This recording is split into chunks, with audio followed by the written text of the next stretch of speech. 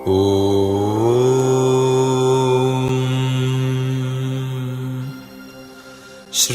गुरवे नमः।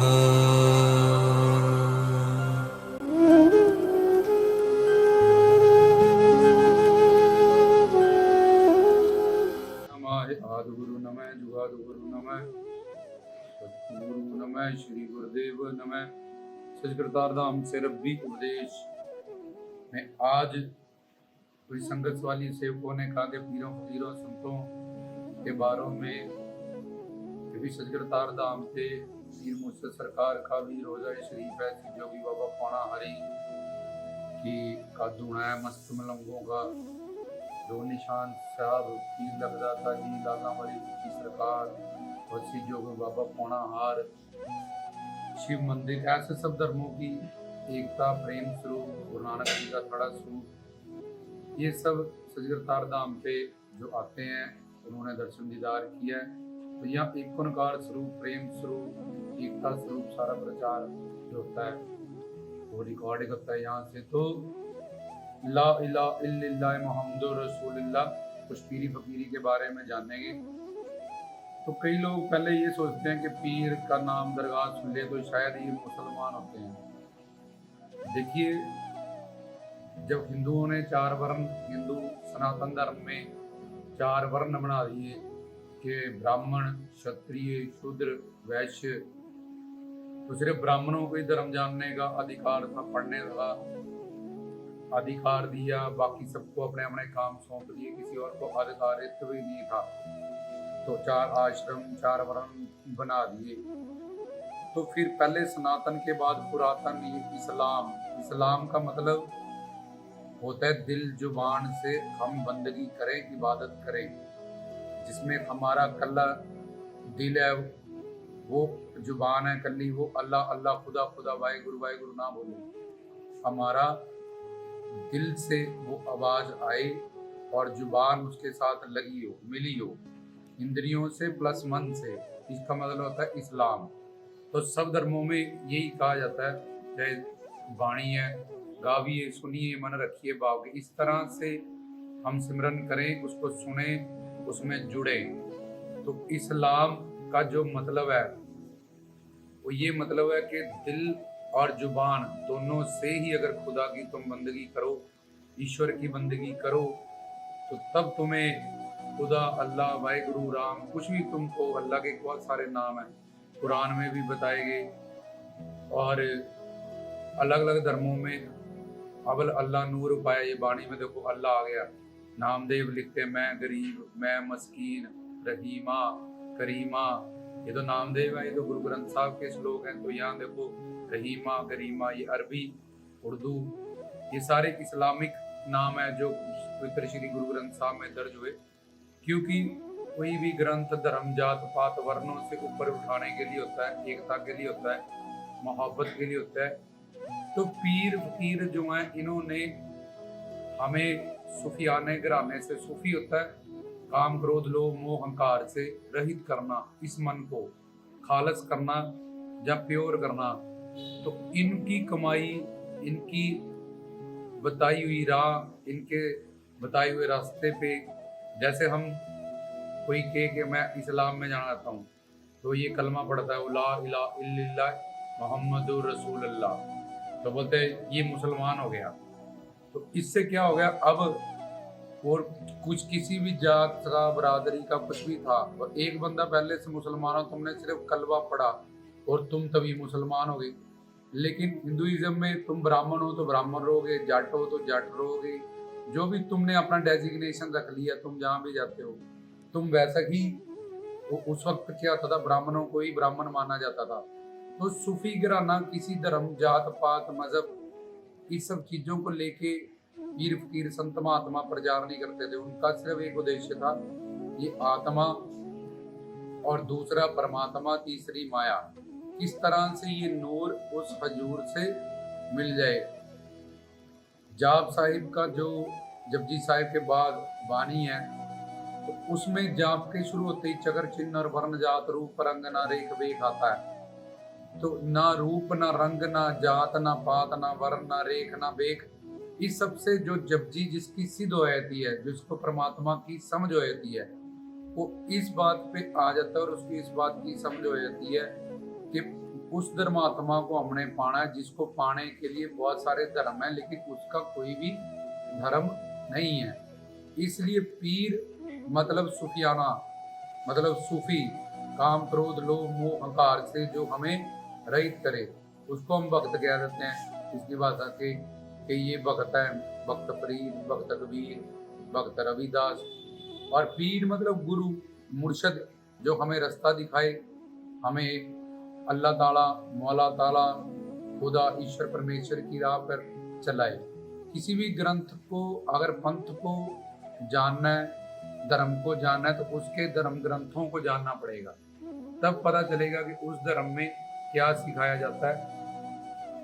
तो हम हमेशा पढ़ते हैं दरगाह, दर और गाह, जहां जाके हम आगाह हो जाएं कि हम कहाँ से आए हैं, हम कहाँ जाएंगे, हमारा जन्म क्यों हो रहा है, हम भटक क्यों रहे हैं, हम दुखी क्यों हैं, किस तरह से हमारे अंदर प्यास क्या है।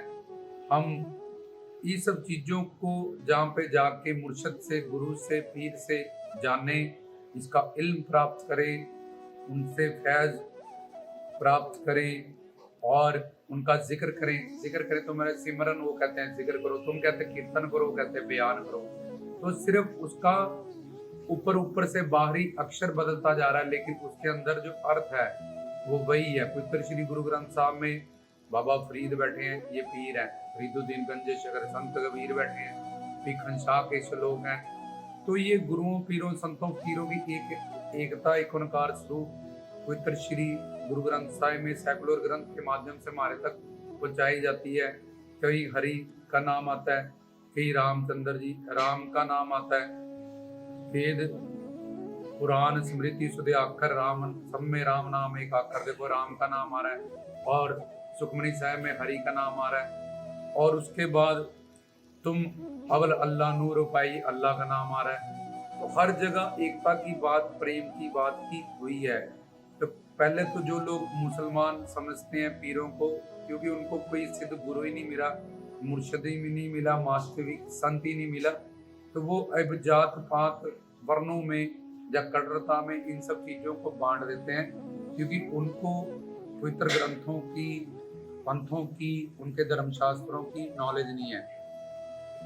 तो अल्हम्दुलिल्लाह रब्बिल आलमीन, वो अल्लाह सबका सच्चा रब है। ये देखो कुरान शरीफ में लिखा है, उस अल्लाह के नाम से मैं अपनी बंदगी शुरू करता हूँ, जो सबका साझा रब है। जो बोले सोने हल, जो भी बोले, हिंदू मुस्लिम सिख ईसाई, सत श्री अकाल के अकाल परमात्मा अल्लाह सच है। तो हम जो व्याख्यान रिकॉर्ड कर रहे हैं वो है ला इलाहा इल्लल्लाह मुहम्मदुर रसूलुल्लाह। कि ला इलाहा इल्लल्लाह का मतलब होता है कि अल्लाह या खुदा या वाहिगुरु या रब ये अविनाशी है, माबूद है कि जो हमेशा है।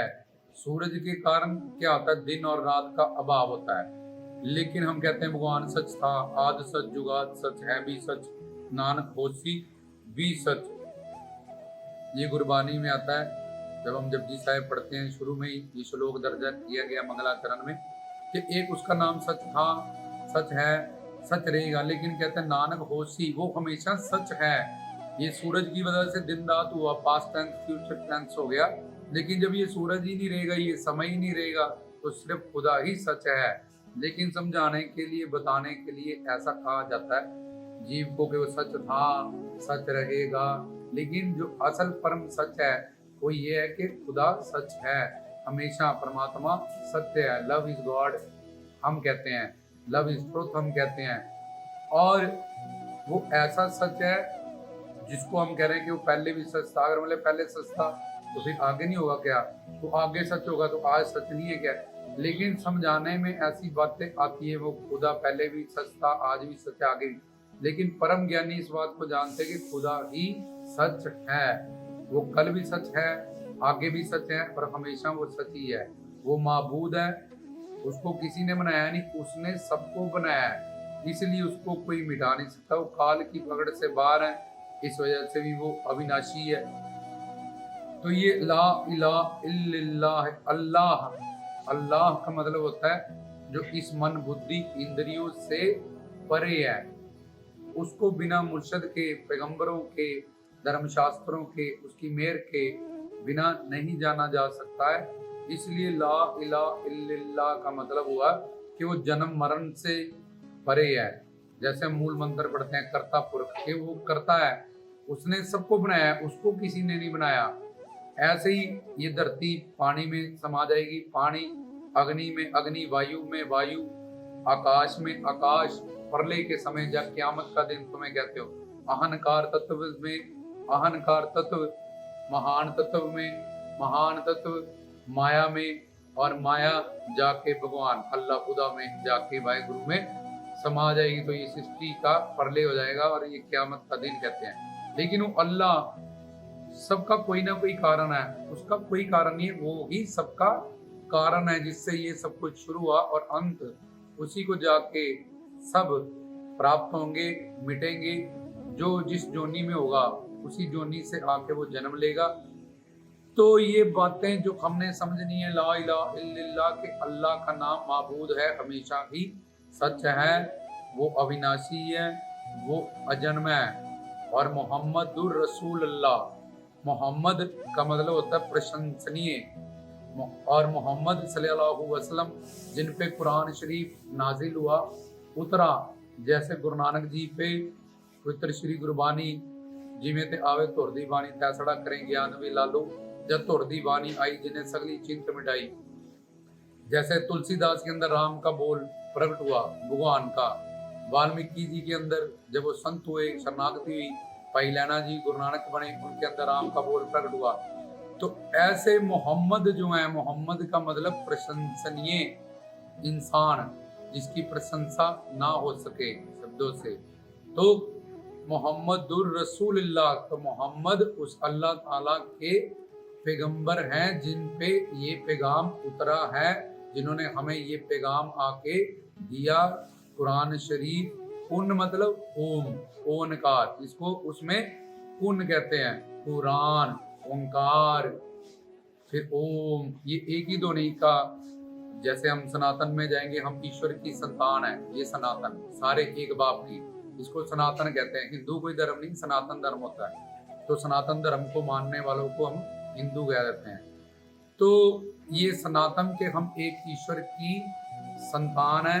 इसमें ओम बताया जाता है कि ओम से सारी सृष्टि की रचना हुई। और कुर्बानी में जाएंगे तो ओनकार से कहते हैं। तो कुरान को पढ़ोगे तो वही धुन को कुन, ओम की जगह कुन बोल देंगे, कुरान शरीफ बोल देंगे वो। तो जैसे गुरुद्वारा साहिब सत्कार योग साथ में लग जाता है, तो यहाँ साहिब की जगह शरीफ लग जाता है। लेकिन जैसे कहते हैं शब्द से, नाद से, प्रकाश से ये सब कुछ हुआ। तो वही बात हमें कुरान समझा रहा है कि ला इलाहा इल्लल्लाह मोहम्मदुर, मोहम्मद मतलब प्रशंसनीय इंसान, पैगंबर, ऐसे प्रशंसनीय अल्लाह के पैगंबर जिनको पैगाम देने के लिए अल्लाह ताला ने नीचे सेलेक्ट किया और उन पे कुरान शरीफ की 127 सूरतें नाजिल की, ज्ञान दिया अल्लाह क्या कहते हैं, किस तरह से उनको पाया जा सकता है, किस तरह से उनकी रहमत होती है। ये सब चीजें जिन्होंने हमें आके समझाई। देखो पीछे आपको अंशी ज्ञान दिया था, उसमें अंशी ज्ञान भगवान अल्लाह खुदा ये अंशी है। इसके दो तरह के अंश होते हैं। एक तो तुम्हें बताया था ब्रह्मा विष्णु शंकर, और जिनके पास स्वरूप शक्ति है, जिनको कभी माया लग ही नहीं सकती क्योंकि उनके पास स्वरूप शक्ति। उनको हम इस्लाम में, जिसको तुम देवता कहते हो, फरिश्ते कहते हैं। वो फरिश्ते तुम ब्रह्मा विष्णु शंकर इस तरह से बुलाते हो, इंद्र देव, वरुण देव। वो फरिश्तों को मैकराइल, जबराइल, इजराइल इस तरह से बुलाते हैं। लेकिन वंस अगेन उसका मतलब वही, जैसे तुम कह रहे हो ब्रह्मा विष्णु शंकर या देवता। तो अगर तुम कुरान पढ़ोगे, तुम इल्म रखते हो, तुम्हारे कामिल मुर्शिद है, तो तुम्हें पता चलेगा ये मैकराइल, जबराइल, इजराइल, ये जैसे हम देवी देवता कह देते हैं, वो फरिश्ते कह देते हैं। तो ये बात एक ही है।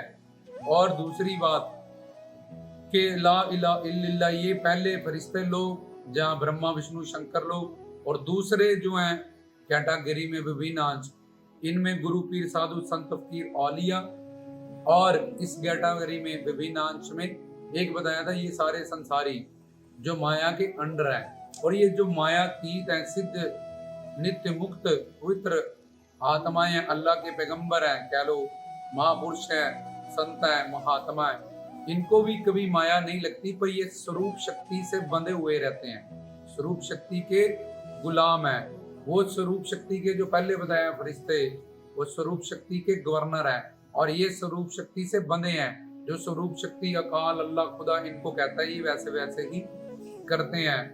जैसे गुरु नानक जी कहते हैं, जीवे ते आवे खसम दी बाणी तैसड़ा, कि मेरे पे कोई खसम है जो मुझे जैसे कह रहा है, बोल रहा है, वैसी वैसी ही बाणी को दर्ज करना, एक अक्षर भी इधर उधर तुमने नहीं करना, क्योंकि ये मेरे प्रीतम प्यारे का अकाल पुरख कर्ता पुरख सच्चे पातशाह का बोल है। इसमें कोई भी मानवीय बुद्धि नहीं आ सकती है, इसलिए अपनी बुद्धि से कोई छेड़खानी मत करो, एज इट इज ही इस ज्ञान को नोट करो। तो ऐसे ही मोहम्मद सल्लल्लाहु अलैहि वसल्लम कहते हैं कि मेरे पे अल्लाह का अलहाम हुआ। मैं अलिफ बे से टे उर्दू ये सब नहीं जानता था, लेकिन उस अल्लाह की मेहरबानी से उसने मुझे अपना पैगंबर सेलेक्ट किया, और उसने ये कुरान शरीफ मेरे पे नाजिल किया। ये अल्लाह का बोल है। अल्लाह जो मन बुद्धि इंद्रियों से परे हैं, जिसको तुम भगवान कह सकते हो, राम कह सकते हो, शिव कह सकते हो, कुछ भी कह सकते हो, कई नाम है अल्लाह ताला के। तो ला इलाहा इल्लल्लाह, अल्लाह ताला विनाशी है, अजर है, अमर है, अजन्म है, ये सब बातें इसमें आ गई। और मोहम्मद रसूलुल्लाह, मोहम्मद मतलब प्रशंसनीय, वो पर्सनैलिटी, और जिन पे अल्लाह का अलहाम हुआ। मोहम्मदुर रसूल अल्लाह, वो अल्लाह के प्यारे हैं, पैगंबर हैं, जिन्होंने हमें आके ये पैगाम दिया और अल्लाह ताला खुदा से जोड़ा।